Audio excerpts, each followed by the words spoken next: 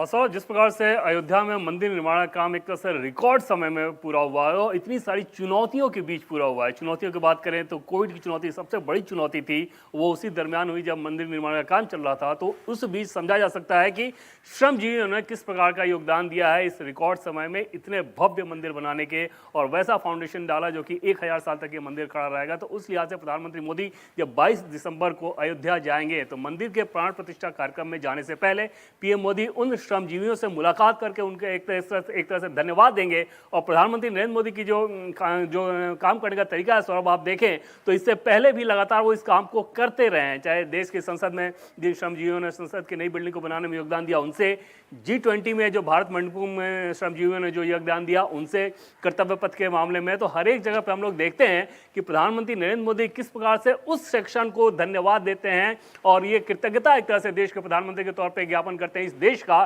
कि आपने इस निर्माण को खड़ा करने में जो योगदान दिया है, वो योगदान जो पारिश्रमिक आपको मिलता है वो काफ़ी नहीं, और उसके लिए देश आपका कृतज्ञ है। तो इस प्रकार की तस्वीर आपको अयोध्या में भी दिखेगी और समझा जा सकता है कि उन श्रमजीवियों के लिए ये कितना खास अवसर होगा। हमने देखा था कि भारत मंडपम में या फिर पार्लियामेंट में श्रमजीवियों ने जब पीएम मोदी से मुलाकात की तो उसके बाद उन श्रमजीवियों से बातचीत कर रहे हैं तो ऐसा लगता था कि उनके जीवन की वो सबसे बड़ी उपलब्धि है कि देश के प्रधानमंत्री उनके पास आ रहे हैं, उनसे बातचीत कर रहे हैं और उनका धन्यवाद ज्ञापन कर रहे हैं, और यही तस्वीर अयोध्या में भी देखने को मिलेगी। सौरभ जी बिल्कुल, काशी कॉरिडोर का भी वक्त याद आ रहा है, उस वक्त भी उसके निर्माण में जुटे हुए श्रमजीवियों से प्रधानमंत्री ने मुलाकात की थी।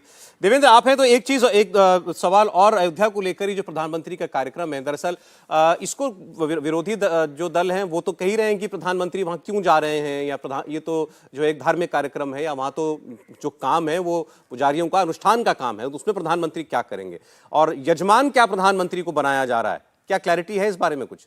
बिल्कुल क्लैरिटी है सौरभ। प्रधानमंत्री नरेंद्र मोदी यजमान नहीं हैं क्योंकि वो देश के प्रधानमंत्री हैं, तो इस लिहाज से विशिष्ट अतिथियों को बुलाया गया है। तो समझा जा सकता है कि किसी भी देश के लिए उस देश का प्रधानमंत्री कितना विशिष्ट होता है, और वहां पर उस कार्यक्रम में उनको आमंत्रित किया गया है। यजमान के तौर पर वो नहीं रहेंगे, और उसकी सबसे बड़ी वजह यह थी कि जब आप यजमान होते हैं तो कम से कम एक सप्ताह का कर्मकांड होता है, 16 तारीख से वो सारे पूजा पाठ शुरू हो जा रहे हैं। तो समझा जा सकता है कि प्रधानमंत्री नरेंद्र मोदी के लिए देश के प्रधानमंत्री के तौर पर उतना समय निकाल पाना अयोध्या के लिए वो संभव नहीं था, क्योंकि बाकी दूसरी सारी जिम्मेदारियां थी। तो जो ट्रस्ट के जो लोग हैं वो वहां पर पूजा पाठ करेंगे, यजमान की भूमिका में वो रहेंगे। प्रधानमंत्री नरेंद्र मोदी वहां पर विशिष्ट अतिथि के तौर पे जाएंगे, जैसे बाकी दूसरे भी गणमान्य अतिथियों को वहां पर बुलाया जा रहा है, उसी लिहाज से प्रधानमंत्री को भी वहां बुलाया गया है। तकरीबन पूजा का जो समय रहेगा, जब मंदिर में प्राण प्रतिष्ठा की जाएगी तब वहां पर वो जरूर मौजूद रहेंगे, और उस पूजा में समझा जा सकता है कि जब आप जो अतिथि भी वहां पर आए रहते हैं वो भी पूजा में शिरकत करते हैं, तो उस तौर पर वो पूजा में शिरकत करेंगे, यजमान नहीं होंगे। जी सौरभ जी ठीक, देवेंद्र आप रहिएगा हमारे साथ।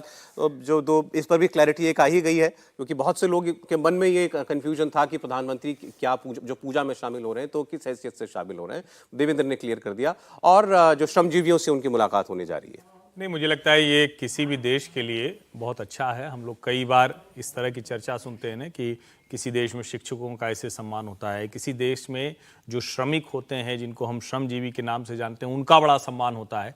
और एक तरह से कहें तो अगर हम ध्यान से देखें तो प्रधानमंत्री नरेंद्र मोदी जाने अनजाने जो एक लोगों के मन में काम को लेकर ऊंचा नीचा छोटा बड़ा कोई भाव आता है, किसी को लगता है कि अरे यार ये क्या काम करेगा, अच्छा ये काम कर रहा है तो इसके आधार पर इसकी पहचान होनी चाहिए, उस धारणा को वो बदल रहे हैं।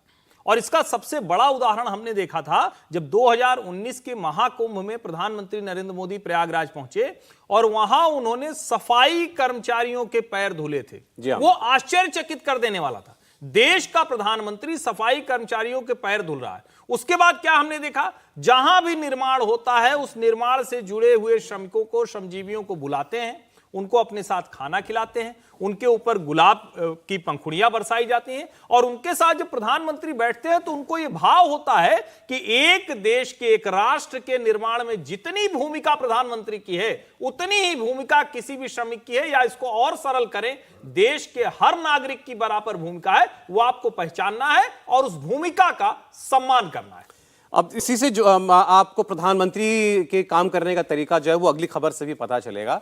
एक नए किस्म का इनिशिएटिव आज प्रधानमंत्री लेने जा रहे हैं, गुजरात में वो है, और वाइब्रेंट गुजरात ग्लोबल समिट के 10वें एडिशन का आगाज आज होने जा रहा है। और इस समिट में शामिल होने के लिए 34 से ज्यादा देशों का डेलीगेशन गांधीनगर पहुंचा हुआ है और दुनिया भर के टॉप कंपनीज के सीईओज के साथ, अधिकारियों के साथ और वर्ल्ड लीडर्स के साथ प्रधानमंत्री की मुलाकात होगी। तो एक बात, लेकिन आज प्रधानमंत्री जो शासक हैं यूएई के, यूनाइटेड अरब अमीरात के, उनके शासक के साथ एक रोड शो करने जा रहे हैं जो कि कई किलोमीटर लंबा होगा।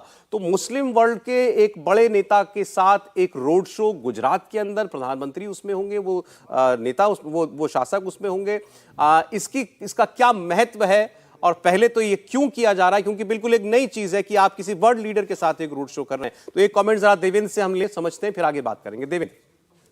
और सर अब उसमें होगा ये कि एयरपोर्ट पे प्रधानमंत्री नरेंद्र मोदी वहां पर जा रहे हैं उनकी अगवानी करने के लिए, और एयरपोर्ट से जब निकलेंगे तो समझा जा सकता है कि गुजरात में, अहमदाबाद में लोगों के लिए भी कितने उत्साह की बात है कि देश के प्रधानमंत्री नरेंद्र मोदी अगर उनके बीच हों और यूएई के अगर राष्ट्राध्यक्ष वहाँ पे आ रहे हैं और उनके साथ वो जा रहे हैं, तो समझा जा सकता है कि वो तस्वीर कितनी दुर्लभ तस्वीर जैसी रहेगी। और उस लिहाज से दोनों ही तरफ लोगों का जमावड़ा तो रहना ही रहना है। लेकिन ज़्यादा महत्वपूर्ण यह है कि प्रधानमंत्री नरेंद्र मोदी के प्रधानमंत्री बनने से पहले के 34 साल को आप देखें और भारत यूएई के रिश्ते को देखें, और उसके बाद पिछले 9 साल में भारत यूएई के रिश्ते को देखें, तो उसमें समझ में आएगा कि ये कितना बड़ा फर्क है। और वो फर्क निश्चित तौर पे भारत के प्रधानमंत्री या देश के तौर प्रधानमंत्री नरेंद्र मोदी और देश के तौर पे भारत की एक बड़ी उपलब्धि है कि उस सेक्शन में, उस भौगोलिक क्षेत्र में जहां पर भारत को एक तरह से अलग थलग माना जाता था, वहां भारत ने अपनी इतनी पैठ जमा ली और इस प्रकार से रिश्तों में गर्माहट ला दी कि जो देश उस समय उस भौगोलिक क्षेत्र को भारत के खिलाफ इस्तेमाल करते थे, आज वो किनारे खड़े हैं और भारत अपने रिश्तों के साथ हर एक मामले में आगे बढ़ा रहा है। सौरभ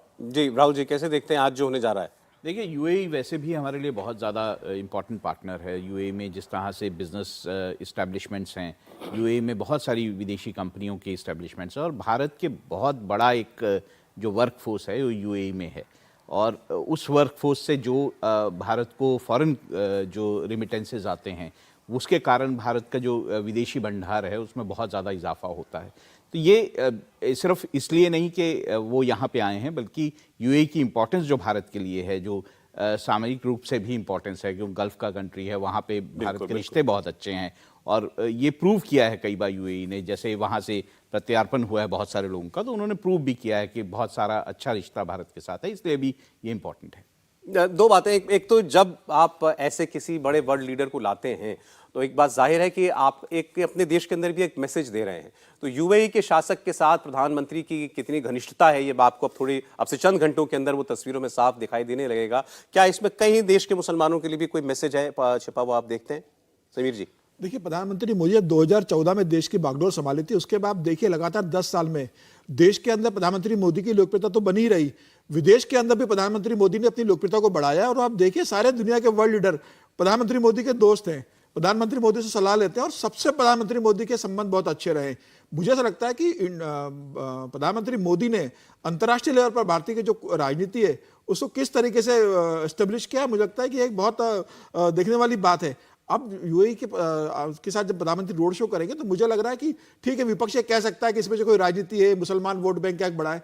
प्रधानमंत्री मोदी ये कभी देख के नहीं करते कि भाई इससे मुझे मुस्लिम वोट बैंक का फायदा होगा या इससे मुझे किसी अपने भारतीय जनता पार्टी के लोग मैसेज जाएगा। वह देश के हित में करते हैं, देश में इन्वेस्टमेंट है उसके हित में करते हैं, देश से दूसरे लोग वहां जाकर बढ़िया काम कर सके, उनको वहां ज्यादा एसेस मिल सके, भारतीय लोगों को ज्यादा रोजगार मिल सके, बाहर से ज्यादा इन्वेस्टमेंट आके यहाँ लोगों को रोजगार मिल सके और देश की कैसे उन्नति हो सके, वह उस दृष्टिकोण से करते हैं। अब इसमें कोई राजनीतिक पॉइंट ऑफ व्यू से कोई देखेगा तो उसके लिए कुछ कह नहीं सकता। मुझे लगता है प्रधानमंत्री मोदी का हर कदम देश के लिए समर्पित होता है और वो ये कोशिश करते हैं कि मेरे हर काम से और हर बैठक से देश के लिए कुछ बेहतर हो सके, उसी दिशा में उनका प्रयास है। मुझे लग रहा है यह भी उस दृष्टिकोण से देखा जाना चाहिए। देखिए, आप कतर के साथ देखिए, जो अमेरिका के साथ वहां पे प्रधानमंत्री के रिश्ते हैं, उसके कारण कितना बड़ा जो प्रॉब्लम था, जो एक्स नेवल ऑफिसर्स का था, उसको प्रधानमंत्री ने जिस तरह से रिजॉल्व किया है, एक मतलब एग्जाम्पल है कि किस तरह से इंटरनेशनल स्टेज पर आपके रिश्ते होने चाहिए। नहीं, त्रिपाठी जी। नहीं, निश्चित तौर पर। और देखिए, गुजरात में जब हम ये सब होता हुआ देखते हैं तो एक संदर्भ हमेशा ध्यान में रखना चाहिए।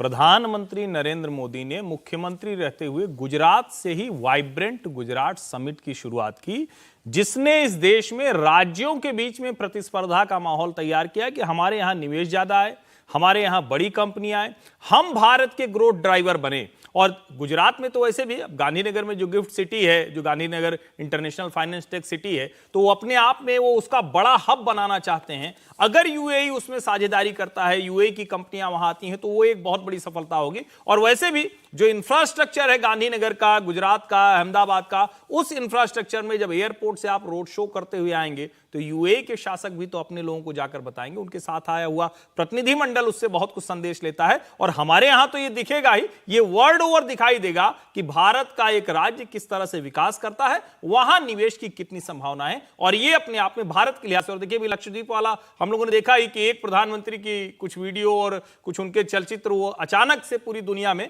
कैसे लक्षद्वीप को इंटरनेशनल टूरिस्ट डेस्टिनेशन के तौर पर स्टैब्लिश करते हैं। अब वहां सुविधाएं पीछे पीछे भागती हुई जा रही। गुजरात में तो पहले से सारी सुविधाएं, सारा इंफ्रास्ट्रक्चर तैयार है। आप मालदीव की आपने बात कर दी, ये भी अपने आप में मैंने तो कभी नहीं सुना, पहली बार ही शायद हुआ होगा कि किसी एक देश के नेता के खिलाफ जो भी कुछ बोला गया उसके लिए दूसरे देश के मंत्री सस्पेंड हो रहे हैं। और वो करना मंत्री पड़ा हैं उनको, जो राष्ट्रपति के बहुत नजदीकी मंत्री हैं। पूरा चुनाव ही भारत विरोध पर लड़ा गया, फिर भी उन्हें सस्पेंड करना पड़ा है।